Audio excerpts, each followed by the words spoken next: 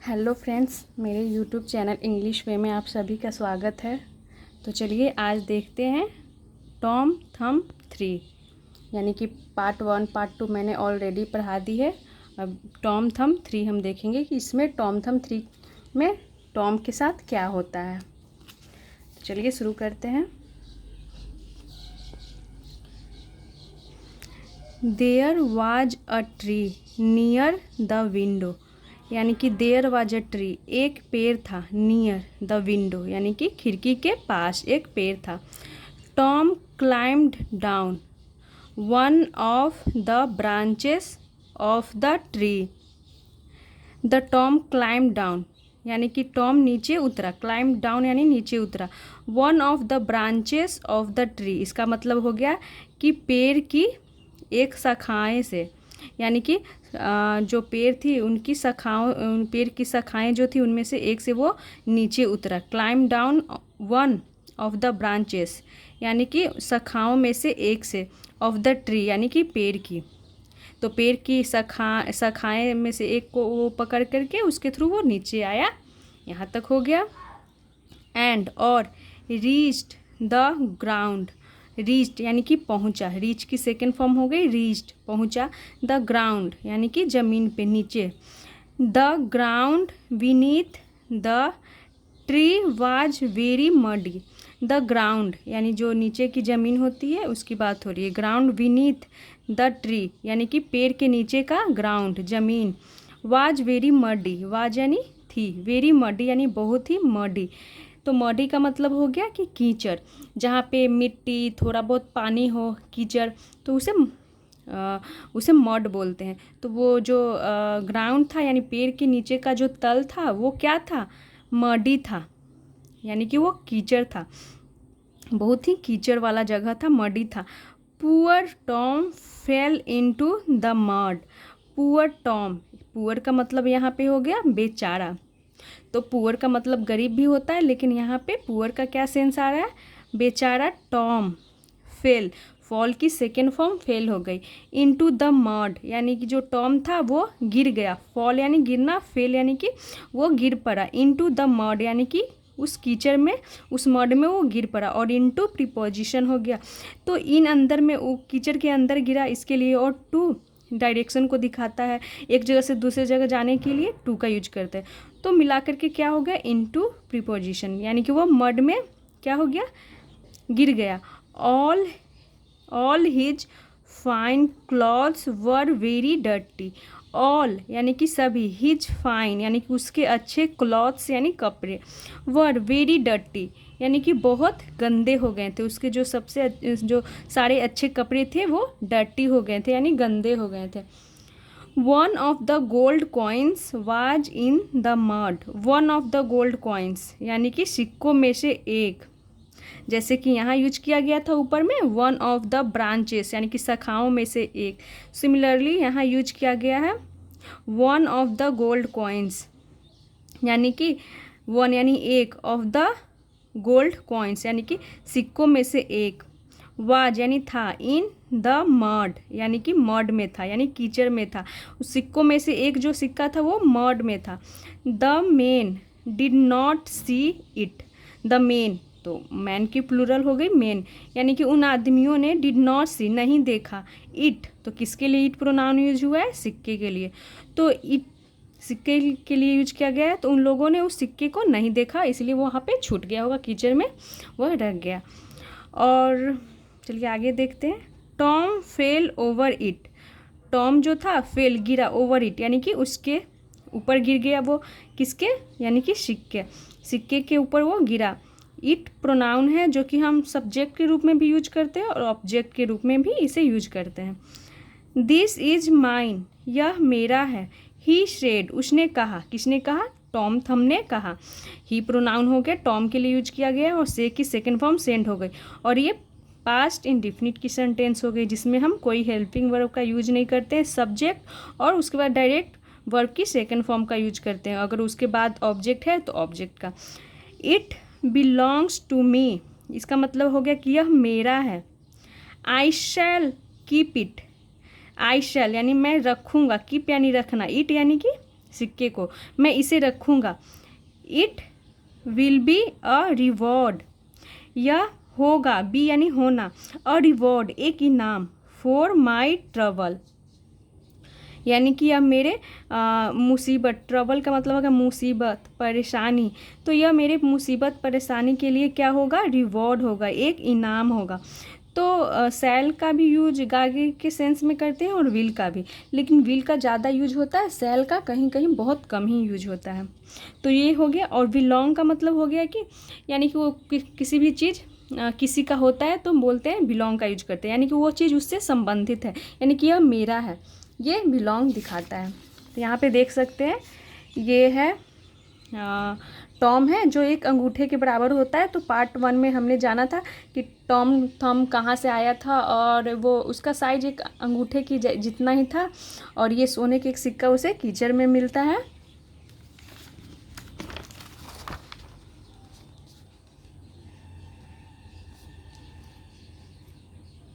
एक मिनट मैं थोड़ा सही से, चलिए अब देखते हैं। He took the coin home and gave it to his parents. He took the coin, वह ले गया, टेक की सेकेंड फॉर्म टुक हो गई, द कॉइन यानी उस सिक्के को, होम यानी घर ले गया, एंड और गेव इट यानी कि इसे दिया, गिव की सेकेंड फॉर्म गेव हो गई, इट यानी कि प्रोनाउन सिक्के के लिए यूज किया गया। टू हिज मदर, किसे दिया, तो अपने पेरेंट्स को यानी कि अपने माता पिता को। तो यहाँ पे हमेशा पेरेंट्स में एस लगता है, पेरेंट नहीं होता है, यहाँ पे पेरेंट्स होता है। अगर पेरेंट कब होता है, जब किसी के सिंगल माँ हो या पापा सिर्फ सिंगल एक ही होता है ना, किसी किसी के एक ही मतलब कि पापा होते हैं या माँ होती है, वही उनका पालन पोषण करते हैं, तो हम उस सेंस में पेरेंट बोलेंगे। लेकिन जिनके माता पिता दोनों हो तो उस सेंस में हम पेरेंट्स का यूज करते हैं। हिज पेरेंट्स, तो उसने टॉम अपने सिक्का ले जा करके अपने पेरेंट्स को देता है। All the gold coins belonged to a king, all the gold coins, सभी सोने के सिक्के, बिलोंग टू अ किंग यानी कि वो राजा के थे। द नेक्स्ट डे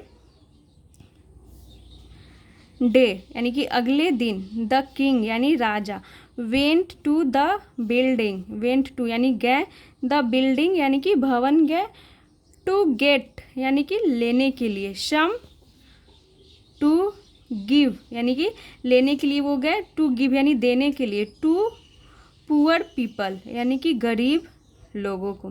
तो इससे पहले आपने देखा था पुअर यूज किया गया था, तो वहाँ पर पुअर का मतलब क्या सेंस आ रहा था, स्पेलिंग भी सेम होती है लेकिन मतलब अलग होता है, और प्रोनाउंसिएशन भी सेम होती है लेकिन मतलब अलग होता है। तो उस पुअर का मतलब वहाँ पे हो गया बेचारा, और यहाँ पे पुअर का मतलब हो रहा है गरीब, यानी कि गरीब लोगों को देने के लिए वो सिक्के लेने कहाँ जाते हैं, बिल्डिंग जाते हैं। There were no gold, there were no gold coins there, तो यहाँ पे देयर इंट्रोडक्टरी वर्ड हो गया कि वहाँ नो गोल्ड यानी कि गोल्ड कॉइन्स यानी कि सोने के सिक्के वहाँ नहीं थे, नो गोल्ड यानी नहीं थे, और यहाँ पे देयर वहाँ के सेंस में यूज किया गया, यानी ये स्थान को दिखा रहा है। तो ये हमारा एडवर्ब हो गया, प्लेस ऑफ एडवर्ब, और देयर यहाँ इंट्रोडक्टरी वर्ड हो गया सब्जेक्ट के रूप में, और यहाँ देयर स्थान को दिखा रहा है जो कि एडवर्ब हो गया। द किंग यानी कि राजा, sent for the leaders of his army of soldiers, the king sent for यानी कि राजा ने बुलाया, द लीडर यानी कि लीडर का मतलब है नेता, of his army of soldiers यानी अपने सैनिकों की सेना, अपने सैनिकों की सेना को उन्होंने क्या के नेता यानी जो सैनिक जो उनके सैनिक का जो क्या था, सैनिकों का जो सैनिक था यानी नेता, सैनिकों में जो नेता था उन्हें क्या बोलते हैं, बुलाते हैं। तो सेंड का मतलब होता है भेजना, लेकिन सेंड फॉर हो गया तो इसका मतलब हो गया, इसका मतलब बदल जाता है, इसका मतलब हो गया कि उन्होंने बुलाया द लीडर यानी कि नेता को, ऑफ हिज आर्मी अपने सेना के जो सैनिक थे ना, सैनिकों का जो सेना था उन्हें बुलाते हैं। Send your soldiers to find my money he ordered. तो उन्होंने क्या कहा, सेंड योर सोल्जर्स। तो वो जो बुलाते हैं आर्मी को, उससे वो आर्मी के जो नेता को बुलाते हैं उनसे वो क्या बोलते हैं, ही ऑर्डर, उन्होंने आदेश दिया। सेंड भेजो, योर सोल्जर्स अपने सैनिकों को, टू फाइंड यानी कि ढूंढने के लिए, माई मनी यानी मेरे पैसे पता लगाने के लिए, ढूंढने के लिए, अपने सैनिकों, अपने सेंड यानी कि भेजो, योर सोल्जर्स अपने सैनिकों को, ही ऑर्डर उन्होंने आदेश दिया। किसने आदेश दिया, तो किंग ने। The soldiers came to Tom's house. The soldiers यानी जो सैनिक थे, came to Tom's house, home, came यानी कि आए, कहाँ, तो टॉम्स होम यानी टॉम के घर, एपोस्ट्रॉफी ये से यानी टॉम के घर आए। They found the gold. तो उन्होंने दे यानी दे किसके लिए यूज किया गया है, सोल्जर्स के लिए। तो एक से ज़्यादा थे तो इसीलिए यहाँ पे दे प्रोनाउन का यूज किया गया है। They found the gold coin, उन्हें मिला सोने के सिक्के। तो वो पता करके वहाँ पहुँच गए होंगे टॉम के घर, तो उन्हें क्या मिला, फाउंड द गोल्ड कॉइन, सोने के सिक्के। They took Tom's parents to the king. They took यानी कि सोल्जर्स के लिए, वे टुक ले गए, टॉम्स पेरेंट्स यानी टॉम के माता पिता को, टू द किंग यानी कि राजा के पास ले गए। These are the thieves. These यानी कि ये सभी, आर यानी हैं, द थीव्स ये सभी चोर हैं। और दीज का यूज कब यूज करते हैं, जब कोई भी चीज़ नज़दीक हो और एक से ज़्यादा हो, तो तब हम दीज का यूज करते हैं। दीज आर द थीव्स ये सभी चोर हैं। तो वो क्या था, टॉम था और उसके पेरेंट्स थे, तो इसीलिए यहाँ पे दीज का यूज किया गया कि ये सभी चोर हैं। और थीव की प्लूरल होती है थीव्स। एफ यहाँ पे हट जाता है और उसके बाद THIEF होता है, लेकिन एफ हट जाता है, उसके बाद VES ऐड हो जाता है इसमें। तो ये हो गया थीव्स यानी कि ये सभी चोर हैं। दे टुक योर मनी। दे यानी कि इन्होंने, टुक लिया है, योर मनी यानी कि इन लोगों ने लिया है आपका पैसा, योर मनी। दे सेड उन्होंने कहा यानी कि सोल्जर्स ने कहा। Tom went to the king, जो टॉम था, वेंट टू यानी गया, द किंग यानी राजा के पास। ही टोल्ड उसने कहा, किसके लिए ही यूज किया गया यहाँ पे, तो टॉम के लिए। टॉम ने कहा, हिम यानी कि उनसे, किनसे, किंग से। अबाउट द स्ट्रेंजर्स, अबाउट का मतलब हो गया के बारे में, द स्ट्रेंजर्स उन अजनबियों के बारे में। My parents are not thieves, मेरे माता पिता, आर नॉट थीव्स यानी मेरे माता पिता चोर नहीं हैं। टॉम बोलता है राजा के पास जाकर कि मेरे माता पिता चोर नहीं हैं। यहाँ पे देख सकते हैं राजा की एक उंगली पे ये टॉम खड़ा है, क्योंकि टॉम होता ही बहुत छोटा है। तो चलिए देखते हैं इसके बाद क्या हुआ।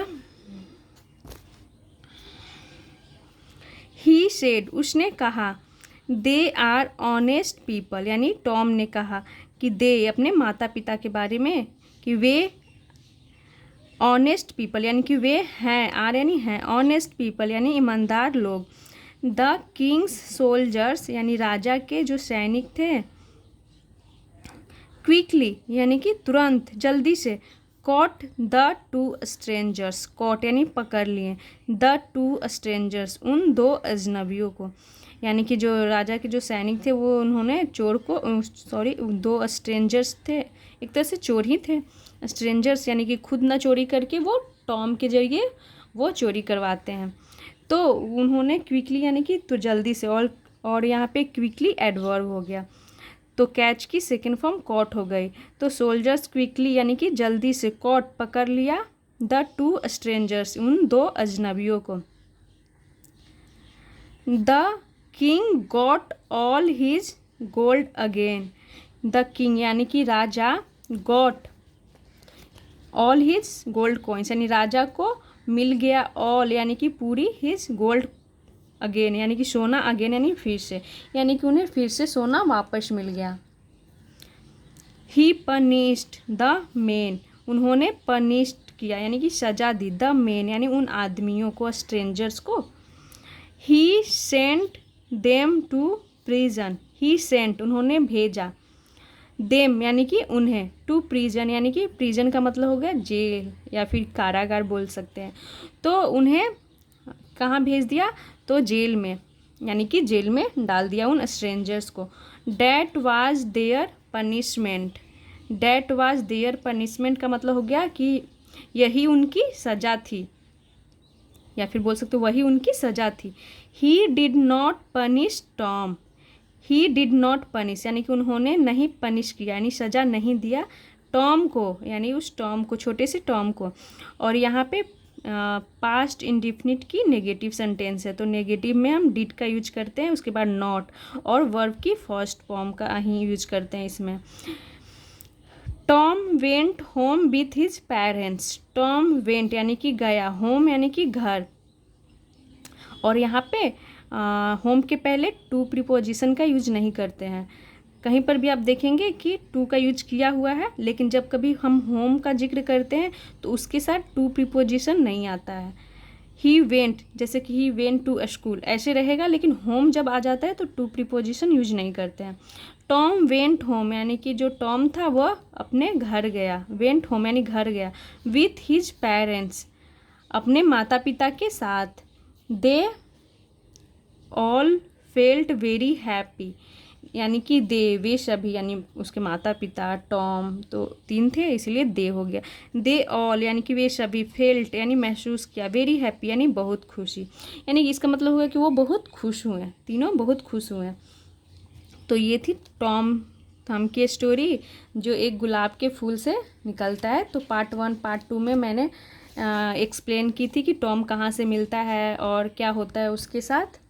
तो ये थी आज की स्टोरी। आई होप आप लोगों को अच्छा लगा हो। तो ऐसे ही और वीडियोस देखने के लिए मेरे चैनल को सब्सक्राइब करें और वीडियो को लाइक करें। Thanks for watching.